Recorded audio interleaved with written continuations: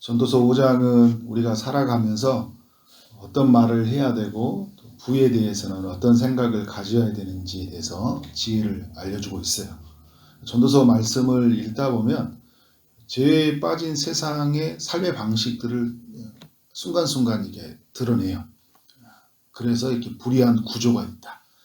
수고해도 낙을 누리지 못하는, 해 아래에서 우리가 다 얻을 수 없는, 다 누릴 수 없는 그런 한계. 결국 이제 복음의 메시지를 전하고 있는 거죠. 하나님의 은혜 앞으로 나와야 된다. 하나님의 지혜 속으로 들어가야 된다는 것을 계속해서 이렇게 이야기해주고 있는데요. 오늘 이제 5장에서 말과 또 우리가 추구하는 또 부에 대해서 어떤 가치를 가져야 되는지, 이 세상의 죄 아래에 있는 우리가 삶을 살아가는 동안에도 이 세상 구조가 그렇잖아요. 믿음의 사람들은 어떤 생각을 가지고 살아야 되는지 그 지혜를 깨닫기를 원합니다. 1절부터 7절까지 우리가 어떤 말을 해야 되는지를 알려주고 있는데 1절에 보면 너는 하나님의 집에 들어갈 때 내 발을 삼갈지어다. 가까이하여 말씀을 듣는 것이 우매한 자들이 재물을 드리는 것보다 나으니 그들은 악을 행하면서도 깨닫지 못함이니라. 하나님의 집은 우리 성전을 말하는데요. 성전에 들어갈 때 발을 삼가하라고 한 것은 부주의하고 또 경고망동하게 하나님의 전에 들어가서 함부로 행동하지 말라는 것이거든요. 하나님의 전은 어떤 곳이에요? 제사하는 곳이잖아요. 하나님을 만나는 곳이에요. 제사하고 만날 때 우리가 가장 중요한 건 뭐냐면 그곳에서 하나님의 말씀을 듣는 곳이잖아요. 하나님을 만나서 그의 음성을 듣는 것이거든요. 출애굽기 25장에 보면 하나님이 자신의 백성과 만날 집을 지으라고 하면서 뭐라고 하냐면 내가 그곳을 너에게 말하겠다 이렇게 말씀을 하거든요. 우리는 여러분 하나님이 전에 왔을 때 하나님의 음성을 들어야 되잖아요. 시끄러운 사람들의 소리 속에만 머물러 있는 것이 아니라 누구를 만나야 돼요? 하나님을 만나야죠. 여러분 하나님의 전이 어떤 곳이에요? 만민이 기도하는 집이잖아요. 만민이 기도하는 집인데 하나님께 기도한다는 것은 뭘까요? 하나님의 뜻을 듣고자 우리가 기도하는 거잖아요. 하나님의 음성을 듣기 위해서 기도하는 거예요. 그런데 내가 떠드는 소리만 있고 중언부언하는 소리만 있고 사람의 소리만 있는 곳이 아니잖아요. 그래서 오늘 전도서 5장 1절에서 뭐라냐면 집에 들어 가까이에 말씀을 듣는 것이 우매한 자들이 재물을 드리는 것보다 낫다. 그냥 형식적으로 제사만 드리고 나오는 사람보다 어떤 사람이에요? 그곳에 가서 말씀을 듣는 것이 굉장히 중요하다는 것을 말을 해주고 있어요. 그래서 2절에 보면 함부로 입을 열지 말고 급한 마음으로 말을 내지 말라고 이야기하고 있어요. 하나님은 하늘에 있고 우리는 땅에 있는 존재라고 말하면서 마땅히 말을 적게 하라. 이 말은 우리가 말을 하지 말라는 이야기가 아니에요.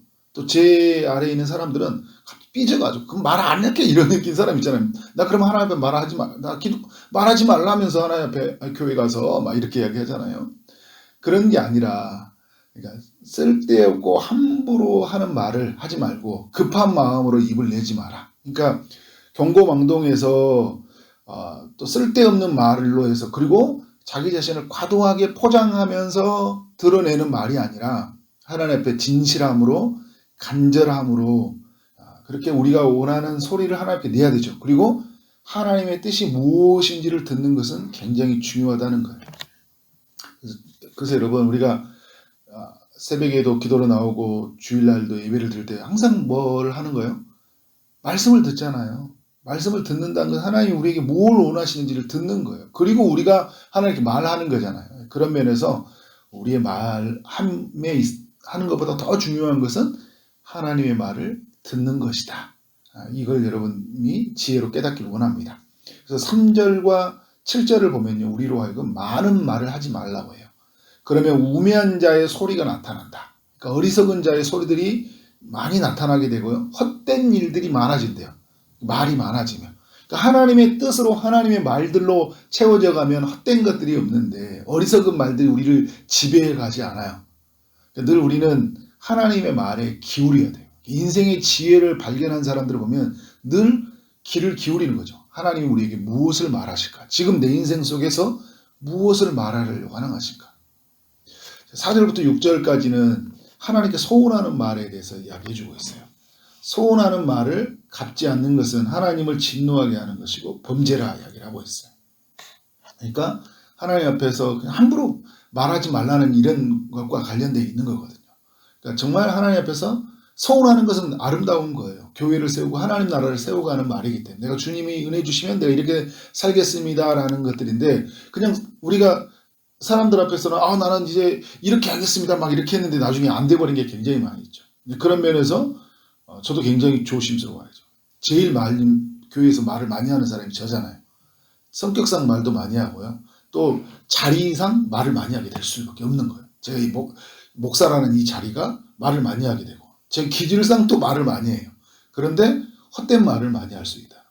그런 말이 하나님의 나라를 되게 방해하는 요소가 많이 생긴다는 거죠. 그런 면에서 우리는 7절의 말씀에 보면 하나님을 경외하는 것이니라 이야기를 하고 있잖아요. 우리 진짜 하나님을 경외하는 삶이 무엇이냐?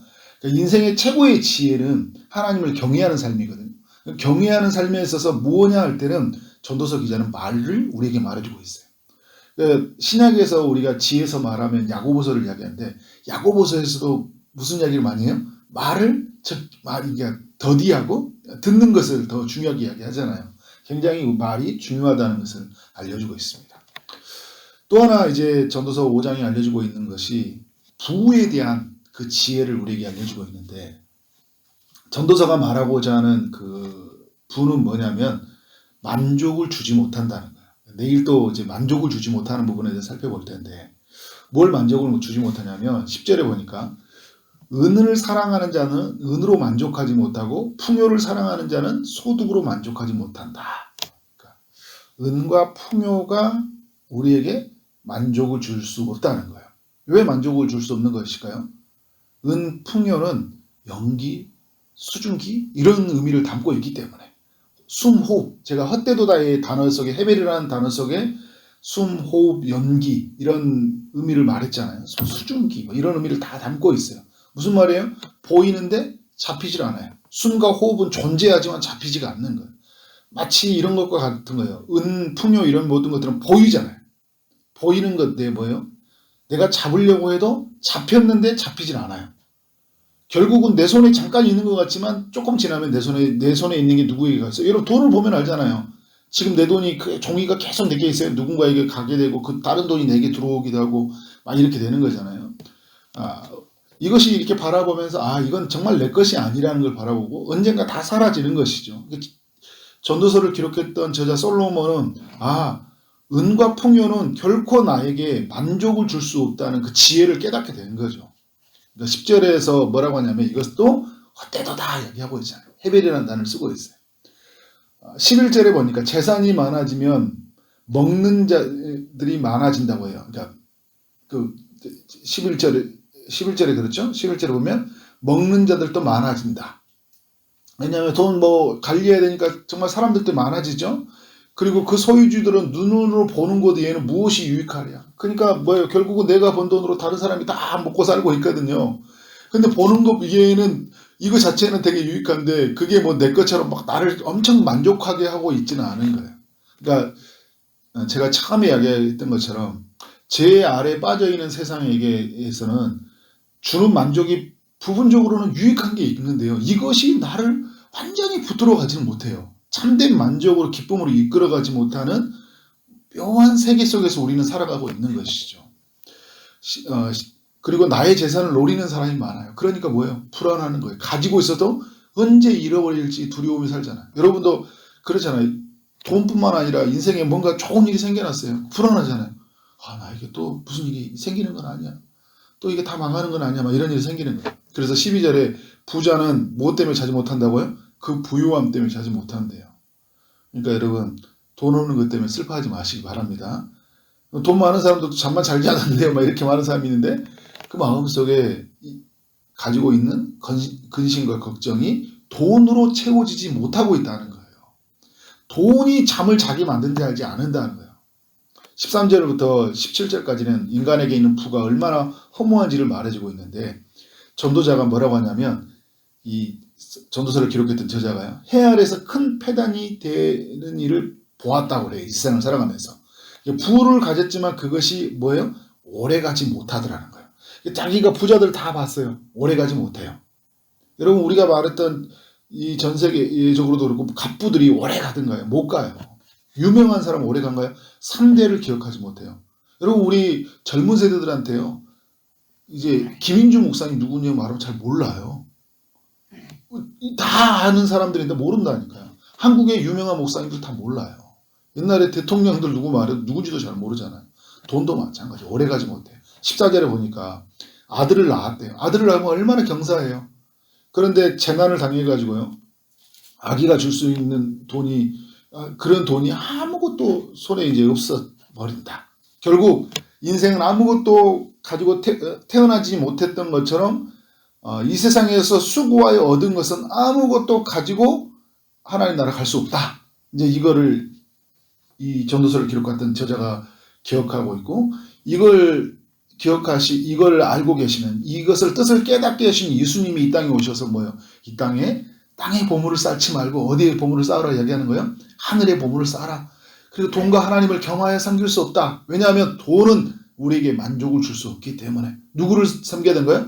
이 돈을 부를 허락하시는 하나님을 보고 하나님으로 만족하라. 이거를 이제 전도서 저자가 계속해서 우리에게 그 복선에서 보이지 않는 곳에서 우리에게 제시하고 있고 성경 전체에서 우리에게 이야기하고 있는 거예요. 그러니까 여러분 부가 잘못됐다는 건 아니에요. 돈 벌지 말라는 소리가 아니에요.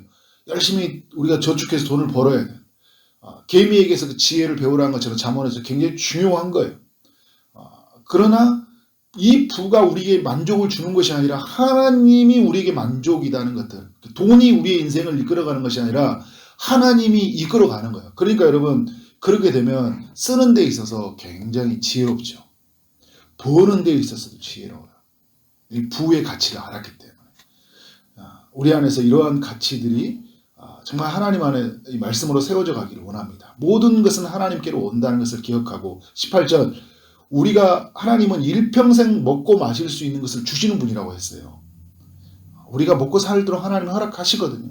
19절에 보면 우리의 몫으로 재물과 부여를 주신다고 하잖아요. 그러니까 우리의 몫으로 주시는 복이 있다는 거예요. 이걸 걱정하지 말라는 거예요. 우리가 무엇을 먹을까 마실까 염려하지 말라고 하는 거잖아요. 우리는 뭘 위해 사는 거예요? 그래서 주의 나라와 의를 위해 살아가는 거예요. 우리 부의 가치가 우리를 이끌어가는 것이 아니라 하나님의 나라와 그 의가 우리를 이끌어가는 삶이어야 된다. 계속해서 이 성경은 우리에게 알려주고 있어요. 그래서 여러분 구약과 신약을 함께 보라는 거냐면 구약이 이 그림이라면 그죠? 신약은 그 그림 속에서 무엇 의미가 담겨 있는지를 예수님이 오셔서 다 풀어주셨잖아요.